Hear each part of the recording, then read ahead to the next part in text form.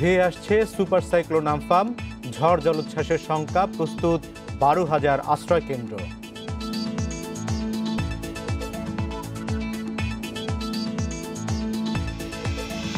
Corona ঝুঁকির মধ্যে ঈদে বাড়ি ফিরছে মানুষ, যাত্রী চাপে পাটুরিয়া দৌলতদিয়া ফেরি বন্ধ।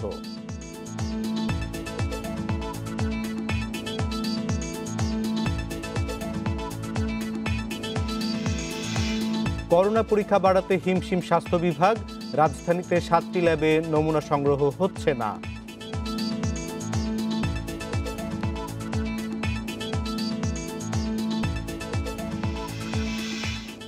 বসুন্ধরা আনোয়ার খানে এখনো শুরু হয়নি করোনা চিকিৎসা, কবে চালু হবে জানে না কর্তৃপক্ষ।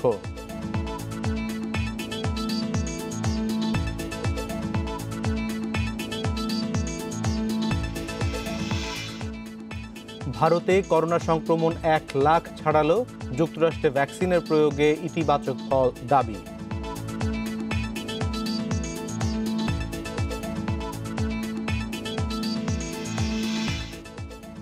স্বাগত ইন্ডিপেন্ডেন্ট সংবাদে। টানা 1 ঘন্টা আপনাদের সঙ্গে আছি আমি অনিমেষ কর। শুনছিলেন শিরোনাম, এবার জানিয়ে দেব পুরো খবর। উপকূলের দিকে এগিয়ে আসছে সুপার সাইক্লোন আম্ফান। ঘূর্ণিঝড়টি সকাল 6টায় পায়রা সমুদ্র বন্দর থেকে 775 কিলোমিটার দূরে অবস্থান করছিল। এটি উত্তর পূর্ব দিকে অগ্রসর হয়ে খুলনা ও চট্টগ্রামের মাঝ বরাবর আঘাত হানতে পারে। আজ শেষ রাত থেকে আগামীকাল সন্ধ্যার মধ্যে আম্ফান বাংলাদেশ উপকূল অতিক্রম করতে পারে বলে জানিয়েছে আবহাওয়া অধিদপ্তর। মোংলা ও পায়রা সমুদ্র বন্দরে 7 নম্বর এবং চট্টগ্রাম ও কক্সবাজার সমুদ্র বন্দরে 6 নম্বর বিপদ সংকেত জারি রয়েছে। আম্ফানের কেন্দ্রের কাছে সাগর খুবই বিক্ষুব্ধ রয়েছে। ঝড়ের কেন্দ্রে বাতাসের গতিবেগ ঘন্টায় 225 থেকে 245 কিলোমিটার। উপকূলীয় জেলাগুলোতে স্বাভাবিকের চেয়ে 4 থেকে 5 ফুটের বেশি উচ্চতার জলোচ্ছ্বাস হতে পারে বলে আশঙ্কা করছে আবহাওয়াবিদরা।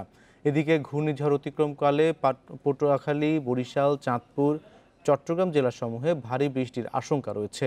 এ সময় 160 কিলোমিটার বা আরও বেশি বেগে ঝোড়ো হাওয়া বয়ে যেতে পারে।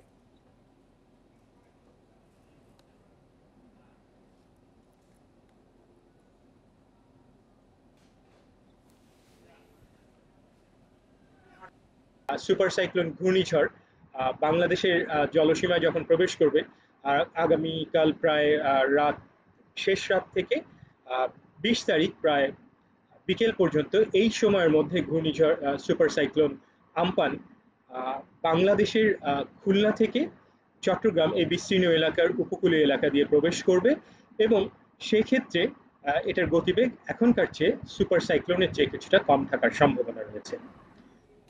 ঘূর্ণিঝড় আম্ফানের ক্ষয়ক্ষতি রোধে উপকূলীয় অঞ্চলে 6,000-এরও বেশি শিক্ষা প্রতিষ্ঠানকে আশ্রয়কেন্দ্র হিসেবে প্রস্তুত রাখা হয়েছে। করোনার কারণে সামাজিক দূরত্ব বজায় রাখার বিষয়টিও বিবেচনায় নেওয়া হয়েছে। সব মিলিয়ে আশ্রয়কেন্দ্রের সংখ্যা 12,000-এর বেশি। সুরক্ষা সামগ্রী সহ সব ধরনের ব্যবস্থা নেওয়া হচ্ছে বলে জানিয়েছে দুর্যোগ ব্যবস্থাপনা ও ত্রাণ মন্ত্রণালয়। একদিকে করোনার ভয়াবহতা মোকাবিলা করছে সারা দেশ, অন্যদিকে এর মধ্যেই ধেয়ে আসছে ঘূর্ণিঝড় আম্ফান। এ অবস্থায় কতটুকু প্রস্তুত বাংলাদেশ? বিশেষজ্ঞরা বলছেন, এই করোনা পরিস্থিতিতে আশ্রয় কেন্দ্রগুলোতে সামাজিক দূরত্ব বজায় রেখে মানুষকে রাখতে হবে, সেই সাথে দিতে হবে সব ধরনের সুরক্ষা সামগ্রী। প্রচুর বৃষ্টিপাত হবে বাংলাদেশে এবং জলোচ্ছ্বাস হতে পারে। সুতরাং লোকজনকে যত দ্রুত সম্ভব তাদেরকে সাইক্লোন শেল্টারে নিয়ে আসতে হবে। যদি এটা 20 তারিখের দিকে হিট করে তাহলে 19 তারিখের মধ্যে তাদেরকে সাইক্লোন শেল্টারে নিয়ে আসতে হবে। দুর্যোগ ব্যবস্থাপনা ও ত্রাণ মন্ত্রণালয় বলছে 30 লাখ মানুষকে আশ্রয় কেন্দ্রে নেয়ার প্রস্তুতি নেওয়া হয়েছে। এবার নির্ধারিত আশ্রয় কেন্দ্রের সাথে উপকূলীয় অঞ্চলের শিক্ষা প্রতিষ্ঠানকেও প্রস্তুত রাখা হয়েছে। আমাদের সিপিবি ভলান্টিয়াররা মাইকিং শুরু করছে। তারা জনগণকে সচেতন করার জন্য এবং 19 তারিখ সন্ধ্যার আগেই সাইক্লোন শেল্টারে যাওয়ার জন্য তারা মাইকিং করছে। এছাড়া কমিউনিটি রেডিওগুলো তাদের স্থানীয় ভাষায় প্রচার করছে। মন্ত্রণালয় বলছে আশ্রয় কেন্দ্রে সুরক্ষার সব ব্যবস্থা রাখা হচ্ছে। এছাড়া শুকনো খাবার দেয়া হবে সবাইকে। অতিরিক্ত খাদ্য আমরা পাঠিয়ে দেবো, সেটা জেলা প্রশাসক ইউএনওদের কাছে মজুদ থাকবে। খাদ্য সংকট দেখা দিলে সেখান থেকে তারা খাবার দিতে পারবে। এবং আমাদের এক একটি প্যাকেটে যে পরিমাণ খাবার থাকে, যতগুলো আইটেম থাকে, একটা পরিবার 1 মাস, 4 সদস্য একটা পরিবার 1 মাস খেতে পারবে। দুর্যোগ পরবর্তী সংকট মোকাবিলার জন্য সব ধরনের ব্যবস্থা নেওয়া হচ্ছে বলে জানায় মন্ত্রণালয়। নূরে আলম, ইন্ডিপেন্ডেন্ট নিউজ, ঢাকা। এবারে ঘূর্ণিঝড় মোকাবেলায় প্রস্তুতি এবং আবহাওয়া পরিস্থিতি জানাতে খুলনা থেকে আমাদের সঙ্গে যুক্ত হচ্ছেন সহকর্মী অভিজিৎ পাল। অভিজিৎ, এখন খুলনায় আবহাওয়া কেমন? ঘূর্ণিঝড়ের কোনো ধরনের আঁচ কি পাচ্ছেন কিনা? আসলে খুলনার আবহাওয়া যদি বলতে হবে, খুলনার আবহাওয়াতে এখন মেঘের একটা আনাগোনা দেখা যাচ্ছে এবং হচ্ছে হালকা একটা বাতাসও রয়েছে। তবে এই বাতাসটা মাঝে মধ্যে হালকা গতিটাও কিছুটা বৃদ্ধি পাচ্ছে। আর আবহাওয়া অধিদপ্তর আমাদেরকে যেটা জানিয়েছে যে আবহাওয়াটা এরকমই থাকবে এবং আগামীকাল থেকে মূলত আসলে বৃষ্টি বা ঝড়ো হাওয়া এই ধরনের একটি পরিস্থিতি তৈরি হবে বলে তারা আমাদেরকে ধারণা দিয়েছেন। এবং মোংলা বন্দর থেকে এখন এই ঘূর্ণিঝড়টির অবস্থান তারা বলছেন 785 কিলোমিটার দূরে এবং পায়রা বন্দর থেকে 775 কিলোমিটার দূরে। সকাল 6টায় আবহাওয়া অধিদপ্তরের যে বুলেটিন গিয়েছে সেই বুলেটিনের তথ্য অনুযায়ী। আর এখন পর্যন্ত খুলনার আবহাওয়া যেটা হচ্ছে যে গত কয়েকদিন ধরে খুব রৌদ্রোজ্জ্বল আবহাওয়া ছিল, তাপমাত্রা অনেক বেশি ছিল, সেই জায়গা থেকে আসলে অনেকটা নেমে এসেছে। আকাশে আমরা আনাগোনা যেমন দেখতে পাচ্ছি, তাপমাত্রা অনেকটা কমে এসেছে এবং বাতাসটাও কিছুটা রয়েছে, হালকা একটা বাতাসও রয়েছে খুলনাতে। আর নদীর যে পানির জোয়ার যেটা, সেটা স্বাভাবিক সময়ে যে পরিমাণ পানির জোয়ার থাকে ঠিক সেই পরিমাণই রয়েছে। এখনো পর্যন্ত নদীতে পানির উচ্চতা বৃদ্ধি বা সেই ধরনের তেমন কোনো কিছু এখন পর্যন্ত দেখা যায়নি। আর এই ঘূর্ণিঝড়কে কেন্দ্র করে যে প্রস্তুতির কথা বলছি সেটা হচ্ছে যে ইতিমধ্যে খুলনা জেলা প্রশাসন খুলনার যে আশ্রয় কেন্দ্রগুলো রয়েছে সেই আশ্রয় কেন্দ্রগুলোর সংখ্যা বাড়িয়ে দিয়েছেন, যেটি 334টি এখানে মূলত প্রাতিষ্ঠানিকভাবে আশ্রয় কেন্দ্র তৈরি করা ছিল এবং সেটাকে বাড়িয়ে এখন 608টি করা হয়েছে। অতএব এই উপকূলীয় অঞ্চলগুলোতে যে শিক্ষা প্রতিষ্ঠানগুলো রয়েছে, যে স্কুল, কলেজ এবং মাদ্রাসাগুলো রয়েছে, সেগুলোকেও কিন্তু আশ্রয় কেন্দ্র হিসেবে তারা পরিষ্কার পরিচ্ছন্ন করে এবং সেইভাবেই তৈরি করেছেন। এবং তারা বলছেন যে এই আশ্রয় সংখ্যা মূলত বাড়ানোর মূল এবং প্রধান কারণটাই হচ্ছে যে এই করোনা মহামারীর ভিতরে যাতে করে সামাজিক দূরত্বটা বজায় রাখা যায়, যাতে করোনার সংক্রমণটা যাতে আরও বৃদ্ধি না পায়, সেই ব্যাপারটাতে নজর রাখার জন্যই কিন্তু এই আশ্রয়কেন্দ্র সংখ্যাগুলোকে আরও বাড়িয়ে দেওয়া হয়েছে। এবং তারা বলছেন যে সকাল থেকেই মূলত আমরা অনেক সময় দেখতে পাই যে অনেকেই আশ্রয় কেন্দ্রে যেতে খুব বেশি আগ্রহী হয় না। গত বুলবুল অথবা ফণীর সময় দেখতে পেয়েছি যে আশ্রয় কেন্দ্রে নিতে অনেক বেগ পেতে হয়েছে। এবার সাধারণ মানুষের মানসিকতা কিরকম দেখতে পাচ্ছেন? তারা কি আশ্রয় কেন্দ্রে যাওয়ার ব্যাপারে উৎসাহী? আসলে এই বিষয়টি এই উপকূল অঞ্চলের যে মানুষ রয়েছেন তাদের মধ্যে কিন্তু রয়েই গেছে, কারণ তারা প্রতিনিয়তই আসলে এই ধরনের আবহাওয়ার সঙ্গে বা এই ধরনের প্রাকৃতিক দুর্যোগের সঙ্গে কিন্তু তারা লড়াই করে বেঁচে থাকেন। এই কারণে সামান্য বৃষ্টিতে বা সামান্য মেঘে বা এই হালকা বাতাসে কিন্তু উপকূল অঞ্চলের মানুষদেরকে আশ্রয় কেন্দ্রে নিয়ে যাওয়াটা অনেকটা কষ্টকর একটি ব্যাপার হয়ে পারে। এবং এই কারণেই হচ্ছে যে প্রশাসনের পক্ষ থেকে সেই জায়গা থেকে তারা কাজ করছেন যাতে করে মানুষদেরকে দুর্যোগের অনেক আগেই যাতে আশ্রয় কেন্দ্রে নিয়ে যাওয়া যায়। তারপরও সাধারণ মানুষের মধ্যে কিছুটা অনীহা, এই উপকূল অঞ্চলে মানুষের মধ্যে কিন্তু অনীহা থেকেই যায়। একটা বড় ধরনের বৃষ্টি বা বাতাস শুরু না হলে কিন্তু তারা আশ্রয় কেন্দ্রে মূলত যেতে চান না। অতএব সেই জায়গা থেকে তারা আসলে কাজ করছেন যে যাতে করে মানুষদেরকে যত দ্রুত বুঝায় নিতে চলে আসা যায়। এবং এর জন্য কিন্তু স্বেচ্ছাসেবী টিম এবং মেডিকেল টিম, পুলিশ প্রশাসন এবং উপজেলা প্রশাসনের পক্ষ থেকেও কিন্তু কাজ করা হচ্ছে যাতে করে সাধারণ মানুষ দুর্যোগের আগ মুহূর্তে বা আজকে সকাল থেকে যেন তাদেরকে আশ্রয় কেন্দ্রে নিয়ে আসা যায় সেই ধরনের একটি ব্যবস্থা তৈরি করা হচ্ছে। এবং আশ্রয় কেন্দ্রগুলোতে খাবার সহ মেডিকেল টিম এবং অন্যান্য যে ব্যবস্থাগুলো আছে সেই ব্যবস্থাগুলোও কিন্তু প্রস্তুত করে রেখেছে প্রশাসন। আশ্রয় কেন্দ্রগুলোর পরিবেশ কেমন? যেগুলি নেওয়া হয়েছে সেখানে যেটি বলা হচ্ছে বারবার যাতে সামাজিক দূরত্ব বজায় রেখে যেতে পারে, এমনিতেই উপকূলের অঞ্চলে আপনি যেমনটি বলছিলেন মানুষরা সাধারণত যেতে চায় না, তার উপরে বারবার করোনা পরিস্থিতি সংকটটি আরও অনেক বেশি বেড়েছে। সেই ক্ষেত্রে আশ্রয় কেন্দ্রগুলোতে পর্যাপ্ত ব্যবস্থা রাখা হয়েছে কিনা?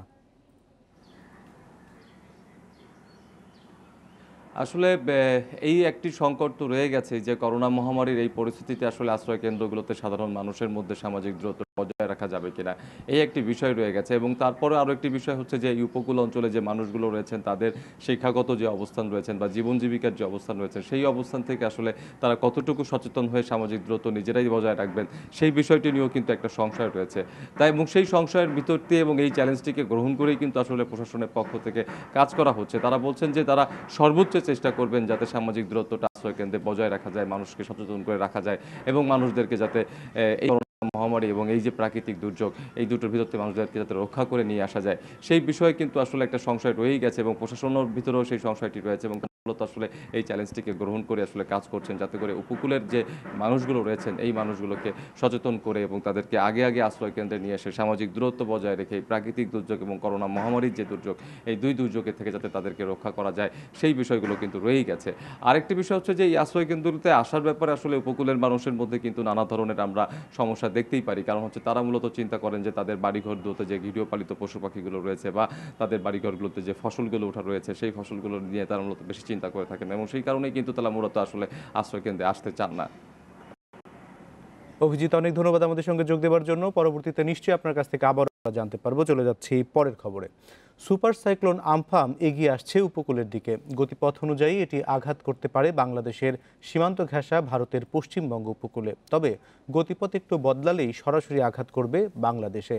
আবহাওয়া অধিদপ্তর বলছে মঙ্গলবার মধ্যরাত থেকে বুধবার সন্ধ্যা নাগাদ কোনো এক সময় এটি খুলনা চট্টগ্রাম মধ্যবর্তী অঞ্চল হয়ে বাংলাদেশ অতিক্রম করবে। শক্তিশালী হয়ে ঘূর্ণিঝড় ক্যাটাগরি 5-এ পৌঁছেছে আমফান। অর্থাৎ এটি যখন উপকূলে আঘাত হানবে তখন বাতাসের গতিবেগ থাকবে ঘন্টায় 250 কিলোমিটার। আবহাওয়া অফিস বলছে এর ফলে উপকূলের নিচু এলাকায় স্বাভাবিকের চেয়ে 4 থেকে 5 ফুট বেশি উচ্চতার জলোচ্ছ্বাস হতে পারে। এছাড়া বিভিন্ন জেলায় ভারী বৃষ্টি ও ভূমিধসের আশঙ্কা রয়েছে। শনিবার বঙ্গোপসাগরের সৃষ্ট নিম্নচাপটি গভীর নিম্নচাপে পরিণত হলে এর নাম দেওয়া হয় আমফান। রোববার রাতে অতি প্রবল ঘূর্ণিঝড়ের রূপ নেয় এটি। ঘন্টায় 13 কিলোমিটার বেগে ভারতের পশ্চিমবঙ্গ ও বাংলাদেশ উপকূলের দিকে ধেয়ে আসতে শুরু করে।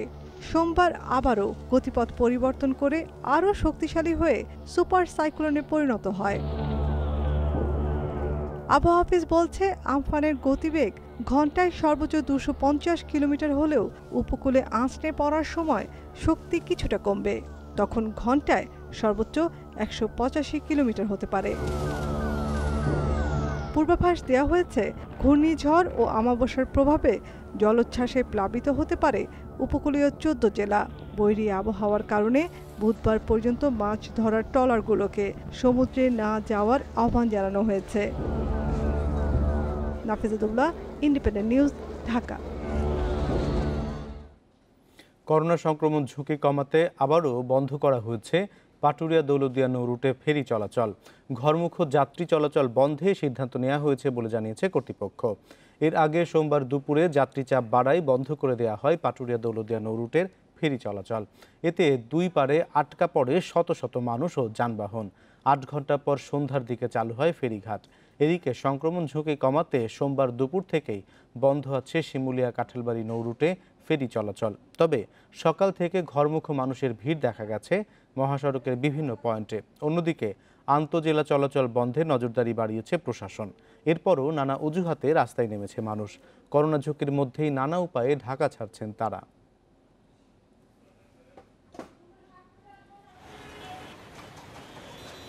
এখন সন্ধ্যা পর্যন্ত দেখব, যদি ফেরি চলাচল না হয় তাহলে আমাদের মালিক পক্ষকে জানাবো, তারা যেটা সিদ্ধান্ত দেবে আমরা সেটাই করব। এখন ঈদের সময় বাড়ি তো যাওয়ার দরকার, ঠিক আছে। এখন তো মনে করেন বিপদ সংকটে আছি, এখন যাইতে পারতাছি না। খুবই এইখানে আইসা বসে রয়েছে, গাড়ি ঘোড়া কিছুই পাইতাছি না। এই বিষয়ে আরও জানাতে মানিকগঞ্জ এবং কুমিল্লা থেকে শুধু এই মুহূর্তে মানিকগঞ্জ থেকে যুক্ত হচ্ছেন সহকর্মী, সেখানে আছেন আমাদের প্রতিবেদক মঞ্জুর রহমান। মঞ্জু, আজ কি এখন পর্যন্ত কোনো যাত্রী আপনি ফেরিঘাটে দেখতে পাচ্ছেন কিনা এবং ফেরি চলাচলের ব্যাপারে কি সিদ্ধান্ত নিয়েছে বিআইডব্লিউটিসি? দেখেন, গতকাল কিন্তু সারাদিনই প্রায় ফেরি চলাচল বন্ধ ছিল এই যে করোনা সংক্রমণ ঝুঁকি কমাতে এবং যেভাবে মানুষের চাপ বেড়ে যায় সেটা রোধ করার কারণেই কিন্তু গতকালও ফেরি চলাচল প্রায় 8 ঘন্টা বন্ধ ছিল। এরপরে কিন্তু সন্ধ্যার পরে আবার প্রশাসনের অনুমতি নিয়ে তার বিআইডব্লিউটিসি কর্তৃপক্ষ কিন্তু ফেরি চলাচল শুরু করে। যখন শুরু করে তখন কিন্তু পাটুরিয়া ঘাটে প্রায় 2 শতাধিক পণ্যবাহী যানবাহন ছিল। আমরা সকালে এসে যেটা দেখেছি যে পাটুরিয়া ঘাটে আসলে তেমন কোনো যানবাহন নেই। ঢাকা থেকে যেসব যানবাহন আসছেন তারা পার করে দিচ্ছেন। পাশাপাশি আমরা যেটা দেখেছি যে প্রচুর লোকজনও কিন্তু সকাল সেহরির পরে এসেছে এবং ভোরে আমরা এসে কিছুটা সেটা লক্ষ্য করেছি। কিন্তু সকাল হওয়ার সাথে পরে কিন্তু আমরা আসলে যে মানুষের উপস্থিতি পরিস্থিতি তেমনটা লক্ষ্য করতে পারিনি। তবে আমরা আবার প্রায় ঘন্টাখানেক আগে থেকে দেখতে পেলাম যে প্রচুর যাত্রী কিন্তু আসতেছে এবং যে ব্যক্তিগত গাড়ি এবং অন্যান্য যানবাহনও কিন্তু আসা শুরু করেছে।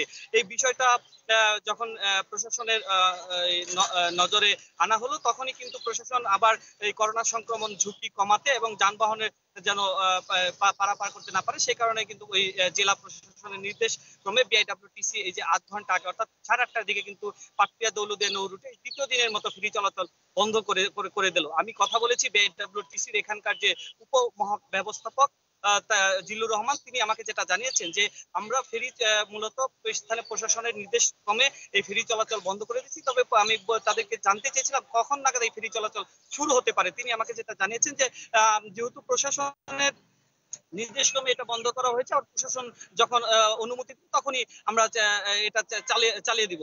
আপনাকে একটা বিষয় যদি লক্ষ্য করেন যে আমার পিছনে দেখেন, এখানকার যে পুলিশ প্রশাসন কিন্তু দুটি ট্রাক কিন্তু একদম করে রেখে দিয়েছে, জানি কোনো যানবাহন যেন না যেতে পারে। এবং আমি দেখেছি যে আমার দেখেন প্রচুর যানবাহন আসতেছে, পাশাপাশি মানুষও কিন্তু আসতেছে এবং এদের একটা জিনিস আমি লক্ষ্য করছি, এটা কিন্তু কোনো সামাজিক দূরত্ব বজায় রাখছে না। আরেকটি বিষয় হলো, এরা যখন কালকে আমি যেটা দেখেছি যে এরা যখন ফেরিতে যেতে পারেনি, তখন এরা যে ট্রলার যোগে যাচ্ছেন, এখানকার নৌ পুলিশ আছে, তাদের কিন্তু কার্যক্রম আসলে একেবারেই নিশ্চুপ। আমরা কালকেও যেটা দেখেছি যে প্রচুর মানুষ কিন্তু দক্ষিণ পশ্চিম অঞ্চলে গেলেও কিন্তু তারা তেমন ভূমিকা পালন করেনি। তাদের নলেজে বিষয়টা তুলে ধরা হলে তারা বলে দেখছি কি করা যায়, এই বিষয়টা দেখেছি। তবে আজকে আমরা দেখবো যে যেসব যাত্রী ঢাকা থেকে আসছে বিভিন্ন পন্থায়, আজকে তারা পাটুরিয়া ঘাট থেকে কিভাবে যায় সেটা আমরা এখন আসলে দেখার বিষয়। আপনি আপনাদের সঙ্গে থাকুন। এবার আমরা কুমিল্লায় যাব। কুমিল্লায় সেখানে রয়েছেন সহকর্মী তানভীর খন্দকার। কুমিল্লা থেকে তানভীর খন্দকার যুক্ত হয়েছেন আমাদের সঙ্গে। তানভীর, আমরা দেখতে পেয়েছি সরকার তার কঠোর অবস্থান জানিয়েছে বারবার যে এই যে ঈদের আগে এবং ঈদের পরে খুব কড়াকড়ি করবে যাতে ঢাকা থেকে কেউ বাইরে যেতে না পারে, ঢাকায় কেউ ঢুকতে না পারে। ঢাকা চট্টগ্রাম হাইওয়ে সহ কুমিল্লার অবস্থা আপনি কি দেখতে পাচ্ছেন? আমি সকাল থেকেই ঢাকা চট্টগ্রাম মহাসড়কের যে কি পয়েন্ট, সেটি হচ্ছে দাউদকান্দি টোল প্লাজা। সেই টোল প্লাজাতে সকাল 7টা থেকে আছি। আমি যেটি দেখেছি যে সকালবেলা ঢাকা থেকেই কুমিল্লা বা চট্টগ্রাম প্রচুর পরিমাণে প্রাইভেট যেসব গাড়ি, যেমন প্রাইভেট কার, মাইক্রোবাস এবং ছোট ছোট 3 চাকার যানবাহন, সেগুলোর কিন্তু একটি চাপ ছিল। তবে আসার বিষয় হচ্ছে যেটি সরকার যেমন সিদ্ধান্ত নিয়েছে যে ঢাকা থেকে চট্টগ্রাম কাউকে যেতে দিবে না কিংবা ঢাকায় কাউকে প্রবেশ করতে দিবে না, সেই বিষয়টি কিন্তু খেয়াল রাখছে পুলিশ এই টোল প্লাজার সামনেই তাদের চেক পয়েন্ট বসিয়ে সেখান থেকে আসা যেসব প্রাইভেট গাড়িগুলো আছে তাদেরকে জিজ্ঞাসাবাদ করছে। অতি জরুরি যানবাহনগুলো ছাড়া অন্যদেরকে তারা আজকে আবার ঢাকার দিকে ফেরত দিয়ে দিচ্ছে। তো এটি ছিল হচ্ছে গিয়ে সকাল ভোরবেলার চিত্র। তারপর থেকে কিন্তু আমরা দেখেছি যেসব গাড়িগুলোকে ফেরত দিয়ে দিয়েছে বা যারা খবর পেয়েছে যে এদিকে আসতে দেওয়া হচ্ছে না, সেখানে কিন্তু ব্রিজের ওপারে মানে মুন্সিগঞ্জের দিকে সেখানে কিন্তু মানুষজন নেমে গিয়েছে এবং রাস্তা থেকে তারা প্রায় কেউ বলেছে যে 3 কিলোমিটার 4 কিলোমিটারও তারা হেঁটে এই নদীর পার হয়ে, ব্রিজ পার হয়ে তারপর এখান থেকে এসে ছোট ছোট যানবাহনে কুমিল্লার দিকে কিংবা চট্টগ্রাম যাচ্ছে। তো এই বিষয়টি আসলে যারা ঢাকা থেকে কিন্তু অলরেডি মানুষ বের হচ্ছে, হাজার হাজার মানুষ বের হচ্ছে, তারা যানবাহন না পেলেও হেঁটেই কিন্তু বিভিন্ন জায়গা থেকে এসে অথবা কোথাও ভেঙে আসছে। কেউ তো বলছে যে 50 টাকার গাড়ি ভাড়া তারা 500 টাকা দিয়ে বাড়ির দিকে ফিরছে। আমি বেশ কয়েকজন এই পথচারীর সাথে কথা বলেছিলাম যারা আসলে মাথায় মাল বোঝাই করে আসছিল। তারা জানিয়েছে যে ঈদ উপলক্ষেই তারা বাড়িতে যাচ্ছে, কেউ নোয়াখালী, লক্ষ্মীপুর, ফেনী কিংবা চট্টগ্রাম যাচ্ছে।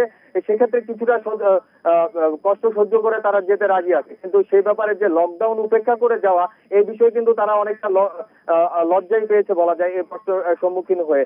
তবে এখানকার যে প্রশাসন আছে, এখানকার উপজেলা প্রশাসনের সাথে আমরা কথা বলেছি, তারা জানিয়েছে যে এখানে বিভিন্ন রাজনৈতিক দলের সহযোগিতা, যেমন ছাত্রলীগ, স্বেচ্ছাসেবক লীগ, যুবলীগের সহযোগিতা, তারা এখানে চেক পয়েন্ট গুলো বসাচ্ছে। যারা কে কোন জায়গা থেকে এসছে, গাজীপুর, নারায়ণগঞ্জ, ঢাকা থেকে এসছে কিনা সেই বিষয়গুলো জেনে তারা তাদেরকে সেখান থেকে ফিরিয়ে দিবে বা অতি জরুরি হলে তাদেরকে চট্টগ্রামের দিকে যেতে দিবে। তো এই ছিল কুমিল্লা থেকে আমার কাছে টোল প্লাজার সর্বশেষ খবর। তানভীর, আপনি যেমনটি বলছিলেন যে অনেকেই বিভিন্ন যানবাহনে এসে যেখানে বাধা পাচ্ছেন সেখান থেকে তারা হেঁটে রওনা দিচ্ছেন, অথবা গাড়ি না পেলে তারা হেঁটেই রওনা দিচ্ছেন। যারা এইরকমভাবে যাচ্ছেন, কথা ছিল তো ঢাকায় কেউ আসতেও পারবে না, ঢাকা থেকে কেউ যেতেও পারবে না, এরকম একটি বন্ধ করে দেওয়া যাতে করোনার সংক্রমণ বন্ধ করা যায়। তো যারা হেঁটে যাচ্ছেন তাদের কি প্রশাসনের পক্ষ থেকে কোনো কিছু বলা হচ্ছে কিনা? আসলে আপনি জেনে থাকবেন যে ঢাকা চট্টগ্রাম মহাসড়কই কিন্তু দক্ষিণবঙ্গের সাথে ঢাকার বা অন্যান্য জেলার যোগাযোগের একমাত্র মাধ্যম। এখানে পুলিশ এর যে সদস্যরা আছে, ট্রাফিক পুলিশ এবং হাইওয়ে পুলিশ, এছাড়া টোল প্লাজা কর্তৃপক্ষ, তারা কিন্তু গাড়িগুলো, প্রাইভেট যে গাড়িগুলো, সেগুলোকে সামলাতেই ব্যস্ত। সেক্ষেত্রে কিন্তু যারা হেঁটে হেঁটে আসছে তাদের ব্যাপারে কেউ কোনো পদক্ষেপ নিতে কিন্তু আমি দেখিনি, বা তাদেরকে তেমন কোনো জিজ্ঞাসা করতেও দেখিনি। শুধুমাত্র স্থানীয় যেসব জনগণ আছে তারা কিন্তু যারা আসছে, কোন জেলা থেকে আসছে বা কোথায় যাবে, সেগুলো খুঁটিনাটি অল্প একটু জিজ্ঞেস করেই তাদেরকে ছেড়ে দেওয়া হচ্ছে। তবে এইখানে কিন্তু শুধুমাত্র যারা পথচারী, হেঁটে যারা ব্রিজ পার হয়ে আসছে, তাদের ব্যাপারে কিন্তু প্রশাসনের কোন ধরনের পদক্ষেপ আমি এ পর্যন্ত দেখিনি।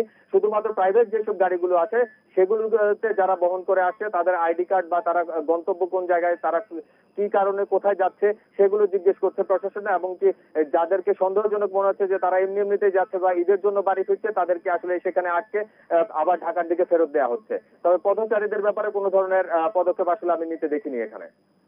আপনাকে অনেক ধন্যবাদ আমাদের সঙ্গে যোগ দেওয়ার জন্য। যাচ্ছি পরের খবরে। ঈদের আগে এক জেলা থেকে অন্য জেলায় যাতায়াতে সরকারি বিধিনিষেধ উপেক্ষা করেই রাজধানী ছাড়ছে মানুষ। বাস, ট্রেন বা গণপরিবহন বন্ধ থাকলেও নানা বাহনে চেপে নিজ নিজ গন্তব্যে যাচ্ছেন তারা।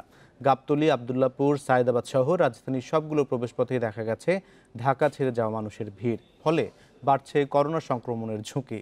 মানুষ নিজে থেকে সচেতন না হলে পরিস্থিতি নিয়ন্ত্রণ সম্ভব না বলছে পুলিশ। রাজধানীর প্রবেশপথগুলোর অন্যতম গাবতলী। দেশের উত্তর দক্ষিণাঞ্চল সহ বেশ কয়েকটি জেলার মানুষ এ পথেই ঢাকায় আসা যাওয়া করেন। সাধারণ ছুটি বৃদ্ধি ও ঈদ উপলক্ষে গত কয়েকদিনে এ পথে বেড়েছে ঢাকা ছেড়ে যাওয়া মানুষের চাপ। গণপরিবহন ও দূরপাল্লার বাস চলাচল বন্ধ থাকায় পিকআপ, সিএনজি চালিত অটোরিকশা, প্রাইভেট কার সহ নানা বাহনে করে ভেঙে ভেঙে বাড়ির পথ ধরছেন মানুষ। ঝুঁকি নিয়েই গাদাগাদি করে যেভাবে পারছেন গাড়িতে উঠছেন। কাউকেই করোনার স্বাস্থ্যবিধি মেনে সামাজিক দূরত্ব বজায় রেখে চলাচল করতে দেখা যায়নি। কোথায় যাচ্ছেন? অফিসে আছে। অফিসে আপনার এই অবস্থায় যা এরকম স্বাস্থ্যবিধিতে যাচ্ছেন? আমাদের বাড়িতে একটা অসুস্থ, তো অনেক অসুস্থতা, আর তার জন্য দেখতে যেতেছি তারে। সাবার যাইতাছি, গাড়ি করে পাইতাছি না, দেখি রাস্তার উপর যায় আর পাই কিনা। চেকপোস্টে পুলিশ তল্লাশি করলেও নানা রকমের অজুহাত দিচ্ছেন তারা। যদিও পুলিশ বলছে জরুরি প্রয়োজন ছাড়া ঢাকায় আসা যাওয়া বন্ধে শনিবার থেকেই কঠোর অবস্থানে তারা। আমাদের সামনে একটা পার্টি আছে, যাদের সামনে যারা হেঁটে যায় তাদেরকে যাতে ওই গরুরহাটের বাম দিক দিয়া ওইদিকে নামায় দেয়, যাতে না যাইতে পারে। সর্বাত্মক চেষ্টা করে যাচ্ছি যাতে ঢাকার থেকে কোনো লোক বের হইতে না পারে আর ঢাকা কোনো লোক ঢুকতে না পারে। একই চিত্র রাজধানীর আরেক প্রবেশপথ আবদুল্লাপুরে। বাড়তি গাড়ির চাপ সামলাতে হিমশিম খাচ্ছে আইন শৃঙ্খলা বাহিনী। আপ্রাণ চেষ্টা করে যাচ্ছি মানুষকে বোঝানোর জন্য, বা যারা জরুরি প্রয়োজন ছাড়া যারা বের হচ্ছে তাদেরকে ফিরিয়ে দেওয়ার জন্য, কিন্তু আসলে মানুষ শুনতে চাচ্ছে না।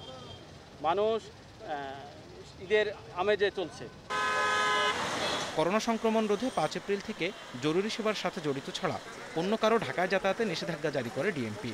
তবে পোশাক কারখানা খুলে দেওয়ার পর কিছুটা শিথিল করা হয় এই নির্দেশনা। Zahidul Bashar, independent news, Dhaka. এসব বিষয় নিয়ে আরও জানাতে রাজধানীর গাবতলী থেকে যুক্ত হচ্ছেন সহকর্মী খালেদ রায়হান। রায়হান, সড়কে কি সকালে মানুষের ঘরে ফেরার চাপ শুরু হয়েছে কিনা এবং যানবাহনের সংখ্যা আপনি কেমন দেখছেন?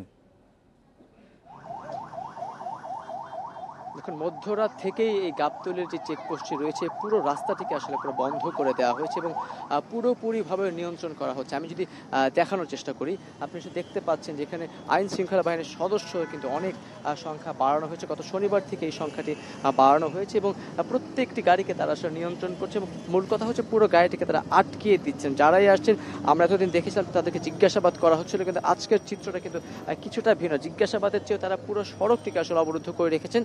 একান্তই গুরুত্বপূর্ণ জরুরি সেবা ছাড়া তারা আসলে কাউকে যেতে দিচ্ছেন এবং যারা হেঁটে আসতেছেন তাদেরকেও তো আমরা দেখছি যে তাদেরকে আসলে আটকানো হচ্ছে, জিজ্ঞাসাবাদ করা হচ্ছে। তারপরে অনেকে যাওয়ার চেষ্টা করছে। আমি যদি একটু দেখানোর চেষ্টা করি, আপনি দেখতে পাচ্ছেন যে মানুষের আসলে তারা আসলে পায়ে হেঁটেই হয় ঢাকার বাইরে যাওয়ার যে চেষ্টা সেটিও তারা কিন্তু করছেন এবং তারা যাওয়ার জন্য বিভিন্ন রকম অজুহাত দিচ্ছেন। তাদের অফিস বন্ধ হয়ে গিয়েছে, অনেকে বলছেন তাদের বিশ্ববিদ্যালয় বন্ধ হয়ে গিয়েছে, তাদের এখানে কাজ নেই, তো যে কোনো মূল্যেই তাদেরকে তাদেরকে যেতে হবে। করোনার যে ঝুঁকিটি আছে সেটিকে মাথায় রেখেই কিন্তু তারা আসলে যাওয়ার জন্য আপ্রাণ চেষ্টা তারা করে যাচ্ছেন এবং আইন শৃঙ্খলা বাহিনীর সদস্য যারা আছেন তা আপনি দেখতে পাচ্ছেন, আমি যদি একটু দেখানোর চেষ্টা করি, পুরো সড়কটি কিন্তু তারা আটকে রেখেছেন। আপনি জানেন যে গণপরিবহন বন্ধ, দূরপাল্লার যে সকল বাস রয়েছে সেগুলো বন্ধ, শুধুমাত্র ব্যক্তিগত যানবাহন কিছুটা চলাচল করছিল। তার পাশাপাশি যে সকল কাভার্ড ভ্যান আছে বা পণ্যবাহী যে সকল বাহন আছে সেগুলো কিন্তু চলাচলের জন্য অনুমতি দেওয়া ছিল, কিন্তু গত রাত থেকে এগুলোকে কিন্তু আটকিয়ে দেওয়া হচ্ছে। তার কারণটি হচ্ছে এগুলোর সাথে সাথে অনেক গাড়ি চলে যাচ্ছিল এবং নিয়ন্ত্রণ করার জন্য, যেহেতু তারা পুরো সড়কটি গত শনিবার থেকে আপনি যেমনটি বলছিলেন যে ডিএমপির পক্ষ থেকে খুব কঠোর অবস্থান নেওয়া হয়েছে, সেই জন্য পুরো সড়কটিকেই যাতে আসলে আটকে রাখা যায়, কেউই যাতে বের হতে না পারেন সেটিকে আসলে নজরে আনার জন্যই কিন্তু তারা এই ব্যবস্থাটি নিয়েছে। এবং অন্য পাশে যে চিত্র আপনি দেখতে পাচ্ছেন যে মানুষ আসলে হেঁটে হেঁটে তারা আসলে গন্তব্যস্থল যেটি আছে সেখানে যাওয়ার চেষ্টা করছেন। তাদের মধ্যে একটি ধারণা হয়ে গেছে যে কোনো রকম ভাবে যদি এই চেকপোস্টে পার হতে পারেন তাহলে তারা তাদের যে গন্তব্যস্থল সেখানে তারা কিন্তু আসলে যেতে পারবেন। এবং সেই জায়গাটিকে মাথায় রেখে যারা নগরবাসী আছেন বা যারা আসলে ঈদ করতে প্রত্যেকবারই ঢাকা ছাড়েন সেটিকে কিন্তু তারা আসলে চেষ্টা করছেন। এবং আইন শৃঙ্খলা বাহিনীর তৎপরতা আপনি দেখতে পাচ্ছেন, একটি জায়গায় দাঁড়িয়ে তারা কিন্তু মোটামুটি ভাবে প্রত্যেকটি জায়গায়, এবং এই যে যানজটটি লেগেছে সেটি কিন্তু এই গাবতলী থেকে শুরু করে প্রায় শ্যামলী পর্যন্ত দীর্ঘ লাইন হয়ে গেছে। এবং এই পাশেও কিন্তু আমিনবাজার পার হয়ে হেমাদপুর পর্যন্ত আসলে দীর্ঘ লাইন হয়ে গেছে। যদিও সরকারের পক্ষ থেকে বারবার করে বলা হচ্ছিল যাতে এই যানবাহন অতিরিক্ত গুরুত্বপূর্ণ ছাড়া কেউ যাতে না বের হন, কিন্তু আমরা কিন্তু সবসময় প্রথম থেকে দেখতে পাচ্ছিলাম মানুষ আসলে সুযোগ খুঁজছেন, জীবিকার তাগিদে তারা বের হচ্ছেন, এমনটি দাবি তারা করছেন। কিন্তু গতকালকের পরিসংখ্যানের কথা যদি আমরা বলি, গতকালকেই মারা গেছে সারা দেশে 21 জন এবং 1600-র উপর আক্রান্ত হয়েছেন। তো সেই বিষয়টিকে মাথায় রেখে কিন্তু আইন শৃঙ্খলা বিষয় একটু জানতে চাই যে আপনি দেখাচ্ছিলেন এবং বলছিলেন যে সমস্ত গাড়ি বন্ধ করে দেওয়া হয়েছে, তার মধ্যে আমি অনেক ট্রাক এবং কাভার্ড ভ্যান দেখতে পাচ্ছি যেগুলি অনেক পচনশীল দ্রব্যও থাকে, নিত্য প্রয়োজনীয় শাক সবজি সহ নানা কিছুই থাকে এই ট্রাক কাভার্ড ভ্যানগুলিতে। সেই সব ক্ষেত্রে পুলিশ কি করছে? দেখুন, সে সকল ক্ষেত্রে পুলিশ চেষ্টা করে যাচ্ছেন যে এই ধরনের পচনশীল দ্রব্য যে সকল ট্রাকে রয়েছে সেগুলো যাতে আসলে তারা ছেড়ে দিতে পারেন, নিয়ন্ত্রণে যতটুকু চেষ্টা করা যায় সেগুলোকে তারা চেষ্টা করছে। এবং এই সকল পচনশীল দ্রব্য এবং যে সকল খাদ্যদ্রব্য আছে এই সকলকে যাতে ছেড়ে দেওয়া যায় এই জন্য কেউ তারা চেষ্টা করে যাচ্ছেন। এবং যদিও ভোগান্তির কথা তারা বলছেন, যারা ট্রাকের ড্রাইভার আছেন বাট এই সকল পচনশীল দ্রব্য নিয়ে যারা যাচ্ছেন তারা কিন্তু বলছেন যে তারা মধ্যরাত থেকে এখানে আটকে আছে, তো সেই জায়গা থেকে অনেকের হয়তো পচে যাচ্ছে বা পচনশীল যে সকল দ্রব্য আছে সেই সকল অভিযোগ কিন্তু এখানে ট্রাকের যারা আছে অনেক ট্রাক ড্রাইভার কিন্তু কালকে মধ্যরাত থেকে এখানে আটকা পড়ে আছেন, তো সেই অভিযোগগুলো কিন্তু তাদের আছে। কিন্তু আইন শৃঙ্খলা বাহিনীর সদস্যরা কিন্তু বলছেন অভিযোগের পর তাদেরকে তো পুরো বিষয়কে নিয়ন্ত্রণ করতে হবে, তো নিয়ন্ত্রণে আনার জন্য কারো কিছুটা ভোগান্তি হবে। আমাদের সঙ্গে যোগ দেওয়ার জন্য আপনি আরো সংবাদ সংগ্রহ করতে থাকুন, পরবর্তীতে আবার আপনার সঙ্গে আমরা যুক্ত হব। কয়েকদিনে হাজার হাজার মানুষ বিভিন্ন নৌরুট দিয়ে দেশের এক প্রান্ত থেকে আরেক প্রান্তে যাতায়াত করছিল। পরিস্থিতি নিয়ন্ত্রণে গতকাল থেকে কঠোর অবস্থানে আইন শৃঙ্খলা বাহিনীর সদস্যরা। সকাল থেকে মাওয়া ঘাটে কোনো গাড়ি ও মানুষকেই চলাচল করতে দিচ্ছে না তারা, শুধু মরদেহবাহী অ্যাম্বুলেন্স ছেড়ে দেওয়া হচ্ছে। এই অবস্থায় ঘাটের দুপাশে দেখা দিয়েছে গাড়ির দীর্ঘ সারি। আরও জানাতে মুন্সিগঞ্জের মাওয়া ঘাট থেকে যোগ দিচ্ছেন সহকর্মী আলামিন হোসেন। আলামিন, ঘাটে এখন গাড়ির সংখ্যা কীরকম, গাড়ির লাইন আপনি কেমন দেখতে পাচ্ছেন, এবং এই ঘাট আবার কখন চালু হবে সেই ব্যাপারে প্রশাসনের সঙ্গে আপনার কথা হয়েছে কিনা?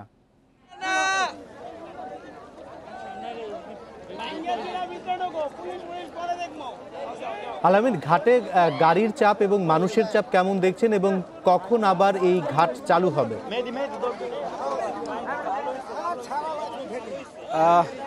আপনি শুনতে পাচ্ছেন অনিমেষ, আমরা আসলে এই মুহূর্তে যে জায়গাটায় দাঁড়িয়ে রয়েছি কিছুক্ষণ আগে পুলিশের পক্ষ থেকে তাদেরকে কিন্তু নিয়ন্ত্রণ রাখতে চেষ্টা করা হয়েছিল, কিন্তু এত বেশি ক্রাউডেড অর্থাৎ এত বেশি মানুষ দক্ষিণ অঞ্চলে আপনি জানেন প্রায় 21 জেলার লোকজন এখান থেকে যাতায়াত করে, সেক্ষেত্রে যেই সীমিত সংখ্যক পুলিশ রয়েছে সেই পুলিশের পক্ষে তাদেরকে কোনোভাবেই কিন্তু নিয়ন্ত্রণ করা সম্ভব হচ্ছে না। এবং স্বাস্থ্যবিধির তোয়াক্কা না করেই আপনি দেখতে পাচ্ছেন কিছুক্ষণ আগে কিন্তু এই কর্ণফুলী যেই ফেরিটি এখানে এসে ঘাটে লেগেছে এবং এটি আসলে আদৌ যাবে কিনা সে বিষয়ে কিন্তু সন্দিহান। যদিও আইন শৃঙ্খলা রক্ষাকারী বাহিনীর পক্ষ থেকে বিশেষ করে মুন্সিগঞ্জ জেলা পুলিশের পক্ষ থেকে একটি বিষয় জানানো হয়েছে, সেটা হচ্ছে অনেক এরকম যে শুধুমাত্র লাশবাহী অ্যাম্বুলেন্স ছাড়া কোনো পণ্য পরিবহন করা যাবে না, সেটি জরুরি সেবার আওতায় থাকলেও তাও কিন্তু পরিবহন করা যাবে না, এরকম একটি বিষয়। আপনি দেখতে পাচ্ছেন প্রচুর ভিড় হচ্ছে এখানে। এই মানুষগুলো কিন্তু ঢাকা থেকে নানাভাবে এখানে এসেছেন এবং আমরা গণমাধ্যম কর্মীও ঢাকা থেকে এসেছি, সেক্ষেত্রে আমাদেরকে অন্তত 10 জায়গায় চেকপোস্ট রয়েছে পুলিশের, সেই 10টি জায়গা অতিক্রম করতে তারপরে তারা আসতে হয়েছে এবং প্রত্যেক জায়গায় কিন্তু এদেরকে ফিরিয়ে দেওয়া হয়েছে। এরপরও তারা আসলে এইখানে এসে ভিড় করেছেন। গতকালকে আপনি দেখেছেন যে বেশ কিছু এখানকার মাওয়া-ঘাটের যে ছবি রয়েছে সেই ছবি সামাজিক যোগাযোগ মাধ্যমে ভাইরাল হয়েছে এবং এর পরবর্তীতে এই বিষয়টিকে নিয়ন্ত্রণ করার জন্য পুলিশের পক্ষ থেকে কিন্তু সব রকম সর্বাত্মক চেষ্টা করা হয়েছে, কিন্তু তাতে আসলে খুব একটা আমলে এখানকার যারা এই মুহূর্তে অবস্থান করছেন কিংবা এই ফেরিঘাটে পার হয়ে ওপারে দক্ষিণাঞ্চল খুলনা বরিশাল দেশের অন্য দক্ষিণাঞ্চলের বিভিন্ন জায়গায় যেতে চাচ্ছেন তারা আসলে আদৌ কোনোভাবে মানছেন না। এখন যে বিষয়টি আপনি জানেন যে জনস্বাস্থ্য বিশেষজ্ঞরা ইতিমধ্যেই বলেছেন যে কমিউনিটি ট্রান্সমিশনের চূড়ান্ত পর্যায়ে পৌঁছে গেছে। এখানে আমরা বাচ্চাদের দেখতে পাচ্ছি, গর্ভবতী আসলে নারী যারা রয়েছেন তাদেরকে দেখতে পাচ্ছি, বিভিন্ন বয়সের মানুষের আপনি দেখতে পাচ্ছি। আপনি নিশ্চয়ই দেখতে পাচ্ছেন একটি বাচ্চা আসলে সেখানে কোনো রকম স্বাস্থ্যবিধি অর্থাৎ না মেনেই তারা কিন্তু এখানে উঠছেন। এখন আরেকটি বিষয় যে এখানকার বিআইডব্লিউটিসি যারা আসলে এই ঘাটটি পরিচালনা করে থাকেন তাদের সাথে কথা বলার চেষ্টা করেছি, আমরা কয়েক দফা ফোন করেছিলাম, তারা আসলে সেই ফোনটি তুলেননি, যার কারণে আসলেই আদৌ ফেরি যাবে কি যাবে না। তবে পুলিশের পক্ষ থেকে নির্দেশনা হচ্ছে যে কোনো ফেরি চলবে না, শুধুমাত্র অ্যাম্বুলেন্স মরদেহবাহী যে অ্যাম্বুলেন্সগুলো রয়েছে সেগুলোর যদি একসাথে বেশ কয়েকটি জমা হয় তখন তারা সেটি ছেড়ে দিবেন, অর্থাৎ এরকম একটি বিষয় বলা হয়েছে। এর বাইরে আমরা দেখেছি এখানে আমরা দেখতে পাচ্ছি এই ফেরিতে হাজার হাজার মানুষ উঠছেন, শত শত মানুষের যাত্রা আমরা দেখতে পাচ্ছি। এটি কোনো গ্রিন সিগন্যাল ছাড়াই কি তারা এই ফেরিতে উঠছেন, অর্থাৎ এই ফেরি কখন ছাড়বে অথবা তাদের কাছে কোনো ধরনের টিকিট ছাড়াই কি এই ফেরিতে তারা উঠে যাচ্ছেন? শুনতে পাইনি যেই ফেরিতে সাধারণ ফেরিটা শুধুমাত্র এসে কোনো ধরনের গ্রিন সিগন্যাল ছাড়াই কি ফেরিতে উঠে যাচ্ছেন, সেই ক্ষেত্রে এই ফেরির যারা কর্তৃপক্ষ আছে তারা কি কোনো ধরনের ব্যবস্থা নিচ্ছেন কিনা? জি অনিমেষ, এইখানে কিছুক্ষণ আগে পুলিশের পক্ষ থেকে বেশ কয়েকজন পুলিশ সদস্য তাদেরকে নিয়ন্ত্রণ করার চেষ্টা করেছিলেন, কিন্তু এখানে জনসাধারণ যাত্রীর সংখ্যা এত বেশি যে পুলিশ সদস্যরা সরে যেতে, তাদের নিজের নিরাপত্তার কথা, নিজের স্বাস্থ্য ঝুঁকির কথা চিন্তা করে তারা আসলে এখান থেকে সরে যেতে বাধ্য হয়েছেন। এই ফেরিটি আসলে আদৌ যাবে কি যাবে না সে বিষয়ে কিন্তু কনফিউজড রয়েছে, অর্থাৎ আমার মনে হয় না ফেরিটি যাবে, কারণ এই ফেরিটি যদি যেতে হয় সেক্ষেত্রে গাড়ি যাওয়ার একটা ব্যাপার আছে, আর সেক্ষেত্রে টিকিটের একটা ব্যাপার আছে। আসলেই আদৌ ফেরিটি যাবে কি যাবে না সে বিষয়ে আমাদের কাছে সুস্পষ্ট কোনো তথ্য নেই। তবে পুলিশের পক্ষ থেকে আমাদেরকে যেমনটা জানানো হয়েছে, শুধুমাত্র মরদেহবাহী অ্যাম্বুলেন্স ছাড়া অন্য কোনো যানবাহন সম্পূর্ণরূপে পারাপার তারা বন্ধ করে দিয়েছেন। আরেকটি বিষয় অনিমেষ বলে রাখতে চাই, সেটা হচ্ছে এই মানুষগুলো কিন্তু ঢাকা থেকে যারা আসছেন তারা কিন্তু চাইলে আবার ঢাকায় ফিরতে পারবেন না, কারণ ঢাকার যে চেকপোস্টগুলো রয়েছে সেই চেকপোস্টগুলো কিন্তু প্রত্যেকটা জায়গায় তাদেরকে জবাবদিহি করতে হবে, যাতে তারা আসলে কোনোভাবেই যেতে পারবেন না। এখন তারা আসলে ওপার যেতে পারবেন, গন্তব্যে পৌঁছতে পারবেন কি পারবেন না সেই বিষয়টি নিয়ে আসলে কিন্তু শঙ্কা তাদের মধ্যে রয়েছে। যদিও তারা আসলে এই ফেরিটিতে উঠেছেন, কোনো গাড়ি উঠতে পারে না, এত বেশি এখানে ভিড় যে ভিড়ের কারণে আসলে যানবাহন গাড়ি ফেরিতে উঠতে পারে না। সেক্ষেত্রে আসলে এটি যাবে কিনা সেটি নিয়ে কনফিউশন রয়েছে। এবং আপনি দেখতে পাচ্ছেন যে ফেরিতে আসলে যারা দায়িত্বশীল রয়েছে, অর্থাৎ যারা পরিচালনা করে থাকেন কিংবা ফেরিটি চালিয়ে থাকেন, তারাও আসলে বোঝানোর চেষ্টা করছেন যে এটি যাবে না, কিন্তু তাদের কেউ কোনোভাবে আমলে নিচ্ছে না। এখন এইটি যেভাবে এখন যে অবস্থায় আছে সেখানে আসলে তিল পরিমাণ ঠাঁই নেই। অনিমেষ, আরেকটি বিষয় আমরা দেখেছি যে নানা প্রান্ত থেকে এখানে বন্ধ থাকলেও ট্রলারে করে কিন্তু আসলে বেশ কিছু জায়গা থেকে আমরা দেখেছি যাত্রী পার হচ্ছেন, তবে লঞ্চ বন্ধ রয়েছে, স্পিড বোট যেটি থাকে সেটি বন্ধ রয়েছে। আপনি নিশ্চয়ই দেখতে পাচ্ছেন এখানে এত বেশি ভিড় যে এত বেশি ভিড় যে আসলে কোনোভাবেই একটি উঠতে পারছে না মানুষ, যারা আসলে কোনো রকম উঠছেন বস্তা কিংবা তাদের যেই লাগেজপত্র নিয়ে উঠছেন কোনো রকমভাবে উঠছেন, এবং নারীরাও আসলে সেখানে একরকম হুড়োহুড়ি ঠেলাঠেলি করে উঠছেন, কোনো রকম নিরাপত্তা বা স্বাস্থ্যঝুঁকির কথা বিবেচনা না করেই উঠছেন। আপনি নিশ্চয়ই দেখতে পাচ্ছেন আসলে এখন এই ফেরিটি আদৌ ছাড়বে কি ছাড়বে না সে বিষয়ে এখন পর্যন্ত কোনো সিদ্ধান্ত হয়নি। আর সিদ্ধান্ত আসলে পুলিশের পক্ষ থেকে যেমনটা বলা হয়েছে, পুলিশ বলছে যে আসলে এটি ছাড়া হবে না, সেক্ষেত্রে তারা এখন এখানে উঠে কি করবেন সে বিষয়টি নিয়ে আসলে শঙ্কা প্রকাশ করছেন। এই মানুষগুলো কিন্তু সেই সকাল থেকে এখানে অপেক্ষা করেছিলেন, বসেছিলেন কখন একটি ফেরি আসবে, এবং যখন একটি ফেরি আসছে তখন এই জায়গাটা কিন্তু পুলিশের পক্ষ থেকে নিয়ন্ত্রণ করার চেষ্টা করা হয়েছিল। যখন জনসমাগম অর্থাৎ যাত্রী সংখ্যা খুব বেশি হয়েছে তখন পুলিশ চলে গেছে। আপনি দেখতে পাচ্ছেন অনিমেষ, নিশ্চয়ই তারা কিন্তু স্লোগান দিচ্ছেন ফেরি যাতে ছেড়ে দেওয়া হয়, সেই দাবিতে তারা বিক্ষোভ করছেন এরকম আমরা বলতে পারি। অর্থাৎ তারা একরকম প্রেশার ক্রিয়েট করার চেষ্টা করছেন ফেরিতে যারা রয়েছেন তাদেরকে যাতে এটি ছেড়ে দেওয়া হয়। আবার কেউ কেউ শঙ্কা প্রকাশ করেছেন যে তাদেরকে বিভিন্ন জায়গায় আটকানো হয়েছিল। আপনি কি শুনতে পাচ্ছেন আমাকে? আলামিন, একটি স্পিড বোট আমরা দেখতে পেলাম যে একটু আগে এই ফেরির পাশ দিয়ে একটি স্পিড বোট চলে গেল। আপনি বলছিলেন যে কোনো স্পিড বোট যেতে দেওয়া হচ্ছে না, এখন কি দু একটি করে স্পিডবোটও যাত্রা শুরু করেছে কিনা? অনিমেষ, আপনি যে স্পিডবোটটি দেখতে পেয়েছেন এটি হচ্ছে পদ্মা সেতুর সংশ্লিষ্ট যে সমস্ত কর্মকর্তা রয়েছেন তাদের স্পিডবোটটি আপনি দেখতে পাচ্ছেন। এর বাইরে আসলে যাত্রী পারাপারের জন্য যে স্পিডবোট ব্যবহার করা হয়, আপনি যেহেতু আপনার বাড়ি যেহেতু এই দিকে ফরিদপুরে, সেহেতু আপনার জানার কথা, তো এই স্পিডবোট কিন্তু গতকালকের পর থেকে লঞ্চ চলাচল এবং স্পিডবোট বন্ধ করে দেওয়া হয়েছে।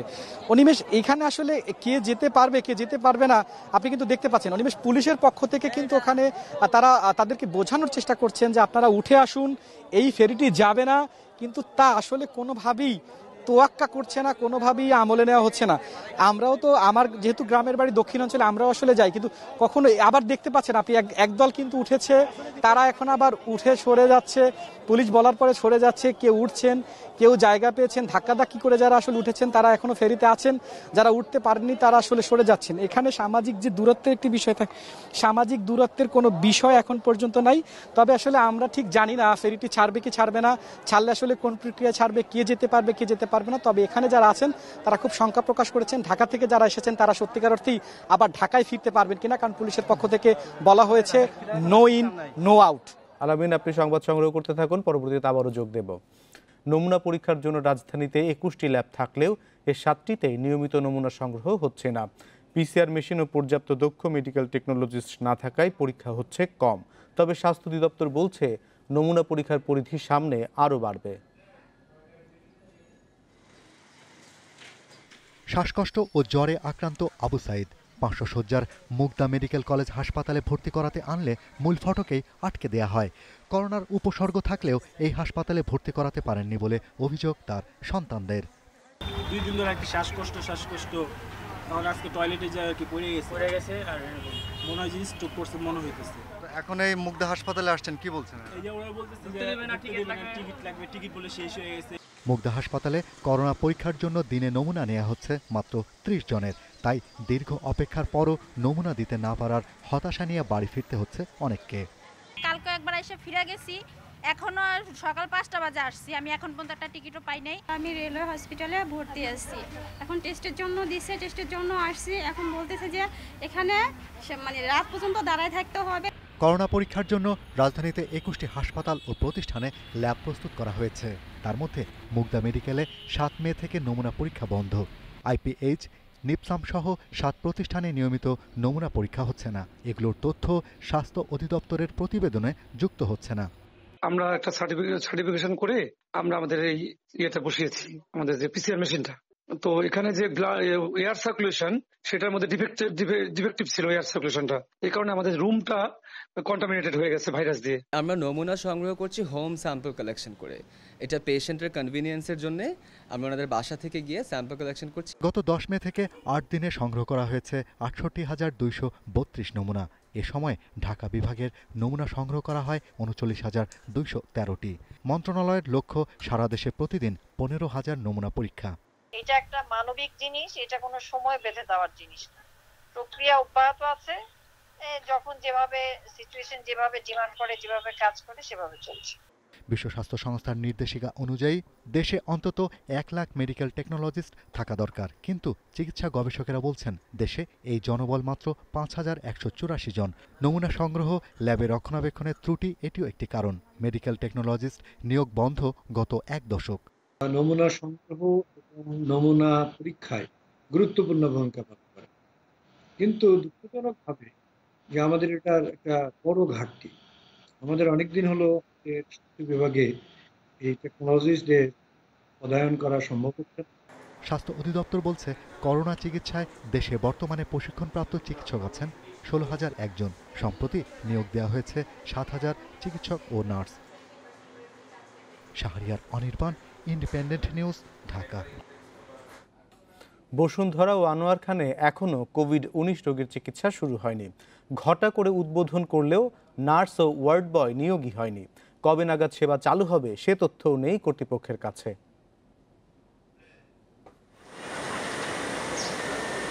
করোনা ভাইরাসে আক্রান্তের সংখ্যা দ্রুত বাড়তে থাকায় মাত্র 3 সপ্তাহে তৈরি হয়েছে ২০১৩ শয্যার বসুন্ধরা কোভিড-19 আইসোলেশন হাসপাতাল। এতে থাকছে ৭১টি আইসিইউ ইউনিট ও ভেন্টিলেশন সুবিধা। রোববার ঘটা করে হাসপাতালটির উদ্বোধন করেন স্বাস্থ্যমন্ত্রী জাহিদ মালেক। এরই মধ্যে 191 জন চিকিৎসক নিয়োগ দেওয়া হয়েছে, তবে সেবা শুরু হয়নি এখনো। এখানে তো একটু প্রসিডিউর আছে, তাই না? ওখান থেকে একটা অর্ডার হবে, তারপর এখানে জয়েনিং করবে, এটা যে করতে যাওয়ার যতটুকু সময় লাগে, আমরা আশা রাখি যতদূর সম্ভব তাড়াতাড়ি আমরা এই হাসপাতালটাকে একটা উল্লেখযোগ্য একটা কোভিড ডেডিকেটেড সেন্টার হিসেবে গ্রহণ করতে পারব। একই অবস্থা আনোয়ার খান মেডিকেল কলেজেও। 200 বেডের হাসপাতালটি 16 মে উদ্বোধন হলেও চিকিৎসক, নার্স, ওয়ার্ড বয় নিয়োগের জটিলতায় এখনও কোভিড-19 রোগী ভর্তি সম্ভব হয়নি।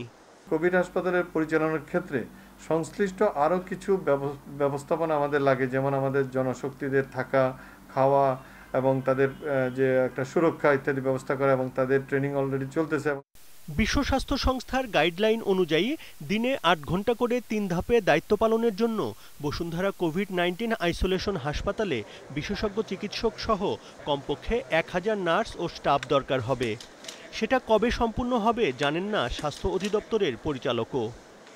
রিক্রুটমেন্টের প্রসেসটা চলতেছে, তো এটা খুব তাড়াতাড়ি এটা চালু হবে। এগুলো প্রক্রিয়া দিন, সব ট্রেনিং প্রক্রিয়া চলতেছে, রিক্রুটমেন্ট প্রক্রিয়া চলতেছে। স্বাস্থ্য অধিদপ্তরের তথ্য মতে করোনা ভাইরাসে আক্রান্তদের মাত্র 10% হাসপাতালে চিকিৎসা নিচ্ছে, বাকিরা অবস্থান করছে বাড়িতেই। Buddhadeb Kundu, independent news, Dhaka. করোনায় ক্ষতিগ্রস্তদের সহায়তায় এবার খাগড়াছড়ি ও নরসিংদীতে সম্প্রীতি বাজার চালু করেছে সেনাবাহিনী। প্রান্তিক কৃষকের কাছ থেকে ন্যায্য মূল্যে পণ্য কিনে কর্মহীন ও দরিদ্রদের কাছে বিতরণ করছেন সেনা সদস্যরা। ব্যতিক্রমী এই বাজার থেকে বিনামূল্যে চাল, ডাল, সবজি সহ নিত্যপণ্য পেয়ে খুশি হতদরিদ্ররা। খাগড়াছড়ির মাটিরাঙ্গা সরকারি উচ্চ বিদ্যালয় ও মানিকছড়ি রানী নিহার দেবী উচ্চ বিদ্যালয় মাঠে বসেছে সেনাবাহিনীর বাজার। খবর পেয়ে জড়ো হয়েছে নানা বয়সী মানুষ। হাত জীবাণুমুক্ত ও সামাজিক দূরত্ব নিশ্চিত করে এখান থেকে বিনামূল্যে পণ্য নিতে পারবেন তারা। টেবিলে রাখা বিভিন্ন পণ্য থেকে পছন্দের পণ্য সংগ্রহ করতে হবে 1 মিনিটে। এজন্যই এই বাজারের নাম 1 মিনিটের বাজার। আমরা মূলত যেসব প্রান্তিক কৃষকগণ তাদের উৎপাদিত সবজি বিক্রয় করতে পারছেন না, তাদের কাছ থেকে আমরা ন্যায্য মূল্যে সবজি কিনেছি এবং দুস্থ এবং অসহায় লোকদের মাঝে সম্পূর্ণ বিনামূল্যে আমরা চাল এবং সেসব সবজি বিতরণ করেছি। এর মাধ্যমে দুপক্ষই উপকৃত হচ্ছেন। একই ধরনের বাজার নরসিংদীতেও বসিয়েছে 9ম পদাতিক ডিভিশনের সেনা সদস্যরা। রায়পুরা সরকারি কলেজ মাঠের এই বাজার থেকে স্বাস্থ্যবিধি মেনে পণ্য সংগ্রহ করছেন দরিদ্ররা। খাদ্যপণ্যের পাশাপাশি পাওয়া যাচ্ছে বিভিন্ন সবজির বীজও। আমার কি মনে হয় ছেলের নাই, আমি 10 ঘর কাম করে খাই, মেম্বার চেয়ারম্যানের নামে একটা কার্ড পাই না। চাল পাইছি, ডাল পাইছি, আলু পাইছি, কলা পাইছি। ব্যতিক্রমী এই বাজারের পণ্যগুলো প্রান্তিক কৃষকদের কাছ থেকে কিনে নেয় সেনাবাহিনী। উদ্দেশ্য কৃষকদের ক্ষতি কিছুটা পুষিয়ে দেয়া, পাশাপাশি করোনা সংকটে দরিদ্র কর্মহীনদের সহযোগিতা করা। এসব বাজার কয়েকদিন পর পর আয়োজনের পরিকল্পনা আছে বলে জানিয়েছেন সেনা কর্মকর্তারা। এটা সামাজিক দূরত্ব নিশ্চিতভাবে নিরাপদভাবে করা হয়েছে। 1000 দুস্থ, গরিব, অসহায় পরিবারকে চিহ্নিত করেছি, যাদেরকে আমরা বিনামূল্যে খাদ্যদ্রব্য যেমন চাল, ডাল, আটা, লবণ এবং বিভিন্ন ধরনের শাকসবজি প্রদান করছি। এর সাথে বিনামূল্যে মাস্ক দেওয়া হচ্ছে, বিনামূল্যে বীজ বিতরণ করা হচ্ছে।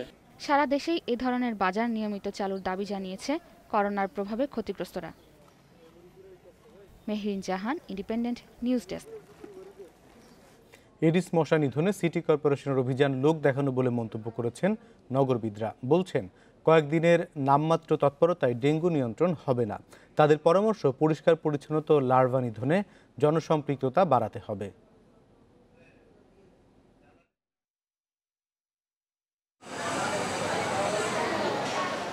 2019 সালে সব রেকর্ড ভেঙেছিল ডেঙ্গু। আক্রান্ত হয়েছিল 1 লাখের বেশি মানুষ। এর মধ্যে ঢাকাতেই অসুস্থ হয়েছিল 20,000-এর মতো। সে সময় মশা নিয়ন্ত্রণে 2 সিটির উপর ক্ষুব্ধ ছিলেন প্রধানমন্ত্রীও। গতবারের ব্যর্থতা ঢাকতে এবার আটসাট বেঁধে মাঠে নেমেছেন নতুন 2 মেয়র। এরই মধ্যে এডিসের লার্ভা নিধন শুরু করেছে সিটি কর্পোরেশন। তবে তাদের কর্মযোগ্য নিয়ে আবারও সমালোচনা তৈরি হয়েছে। কীট তত্ত্ববিদরা বলছেন তারা যেভাবে কাজ করছেন সেভাবে এডিস নিয়ন্ত্রণ করা সম্ভব নয়। লার্ভা মারা কীটনাশক এবং ফগিং দুটোই চালাতে হবে এবং এডিস মশাকে টার্গেট করেই চালাতে হবে।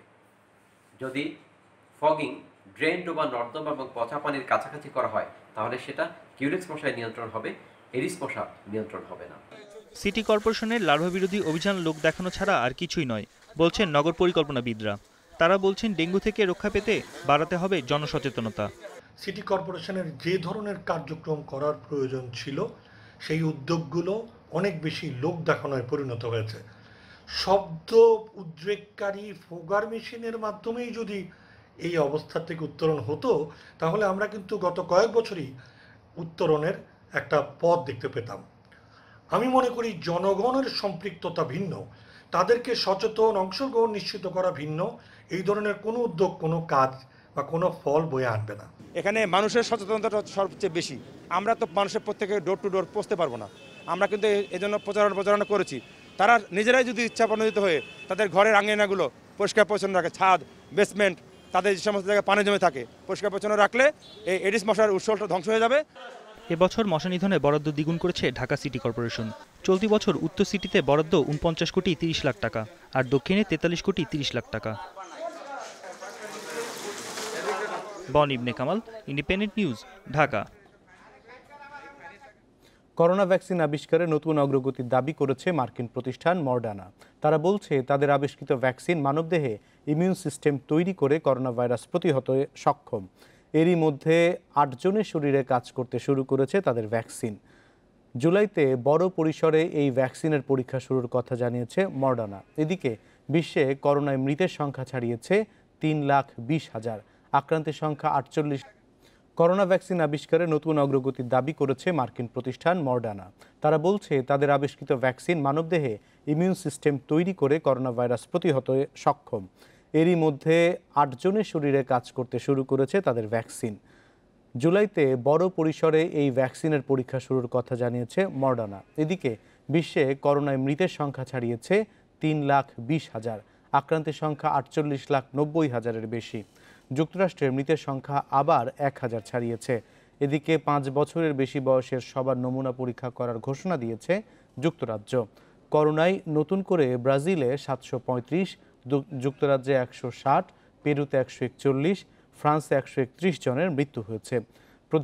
ইতালির প্রধানমন্ত্রী বলেছেন লকডাউন শিথিল হলেও সম্পূর্ণভাবে স্বাভাবিক হতে আগামী কয়েক মাস খুব কঠিন পরিস্থিতির মধ্য দিয়ে যেতে হবে দেশটিকে।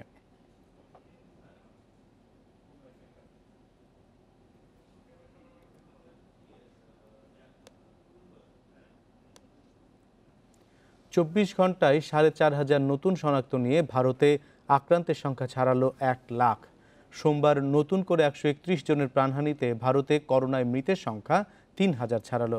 সবচেয়ে খারাপ পরিস্থিতি মহারাষ্ট্র, গুজরাট ও তামিলনাড়ুতে। এদিকে করোনা মোকাবিলায় ভারতে লকডাউনের মেয়াদ ৩১শে মে পর্যন্ত বাড়ানো হলেও জুনের পর তা শিথিল করার সম্ভাবনা রয়েছে। এখন থেকে করোনা মোকাবিলার যাবতীয় পদক্ষেপ নিতে রাজ্য সরকারগুলোকে স্বতন্ত্র ক্ষমতা দিয়েছে কেন্দ্র। এরই মধ্যে সেলুনের মতো ছোটখাটো দোকানপাট খোলা রাখার অনুমতি দিয়েছে তামিলনাড়ু ও তেলেঙ্গানা। এদিকে জুন, জুলাই ও আগস্ট এই ৩ মাস রাজ্য জুড়ে ১৪৪ ধারা জারির কথা জানিয়েছে ছত্তিশগড় রাজ্য সরকার।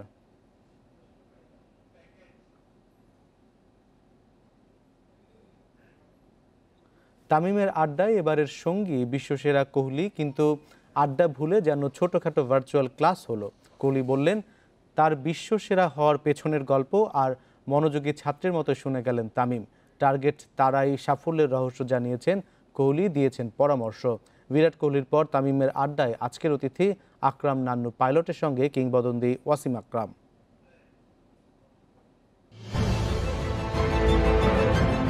শুধু ক্রিকেটের নয়, ক্রীড়াঙ্গনের মহাতারকা বিরাট কোহলি। নিখুঁত টেকনিক, দুর্দান্ত টেম্পারমেন্ট আর অ্যাগ্রেশন তাকে পৌঁছে দিয়েছে অন্য উচ্চতায়। কেন তিনি সেরাদের সেরা, তার খানিকটা শোনালেন তামিমের ডাকে।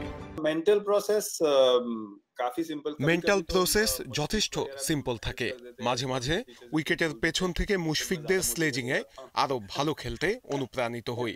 শ্রীলঙ্কায় কেরিয়ারের প্রথম সেঞ্চুরি আত্মবিশ্বাস বাড়িয়ে দেয়। তখন থেকে বিশ্বাস করি জাতীয় দলে দীর্ঘদিন সার্ভিস দিতে পারবো। ব্যর্থতায় মাথা নত করেননি কখনো, শুধু সামনে এগোনোর মন্ত্র খুঁজেছেন।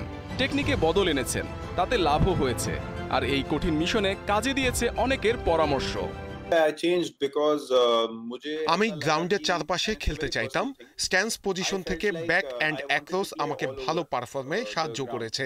ব্যাটিং এর ধার বাড়াতে পরিস্থিতি বুঝে টেকনিকে বদল আনা ভালো। ওডিআইতে 43 সেঞ্চুরির 26টা দ্বিতীয় ইনিংসে টার্গেট তারায় বিশ্বসেরা কোহলি। এই সাফল্যের রহস্য কি? যখন চেস করে ভারত হারতো তখন ঘুমাতে যেয়ে ভাবতাম সেই জায়গায় আমি হলে ম্যাচ জিতিয়ে দিতাম।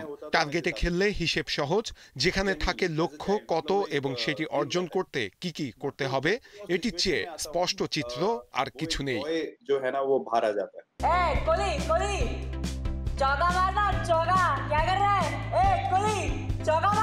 লকডাউনে ভিরুস্কা জুটির সময়টা দারুণ কাটছে। করোনা সংকটের এই সময় পরিবারের সঙ্গে উপভোগ করতে বলছেন কোহলি। লাল সবুজের সমর্থকদের জানিয়েছেন অগ্রিম ঈদ শুভেচ্ছা। हैप्पी ईद, ईद मुबारक। अपनी फैमिली के साथ ऑब्वियसली सब लोग टाइम स्पेंड कर रहे हैं, एंजॉय करो। সর্বকালের সেরা হওয়ার পথে এগোচ্ছেন কোহলি। তিনি তরুণদের রোল মডেল। তার ছোট্ট পরামর্শ হতে পারে আগামীর প্রেরণা। Mohammad Nazim, independent news. সংবাদ শেষ করব, তবে তার আগে শিরোনামগুলো মনে করে দেব আরো একবার। ধেয়ে আসছে সুপার সাইক্লোন আমফান, বড় জলোচ্ছ্বাসের শঙ্কা, প্রস্তুত 12,000 আশ্রয় কেন্দ্র।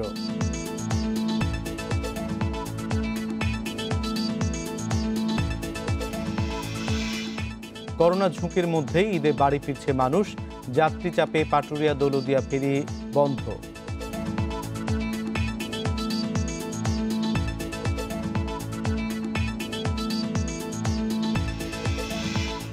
করোনা পরীক্ষা বাড়াতে হিমশিম স্বাস্থ্য বিভাগ, রাজধানীতে 7টি ল্যাবে নমুনা সংগ্রহ হচ্ছে না।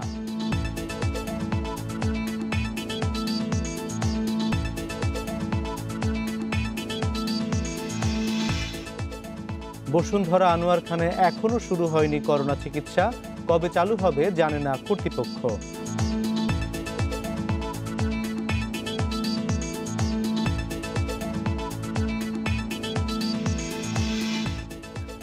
ভারতে করোনা সংক্রমণ 1 লাখ ছাড়ালো, যুক্তরাষ্ট্রে ভ্যাকসিনের প্রয়োগে ইতিবাচক ফল দাবি।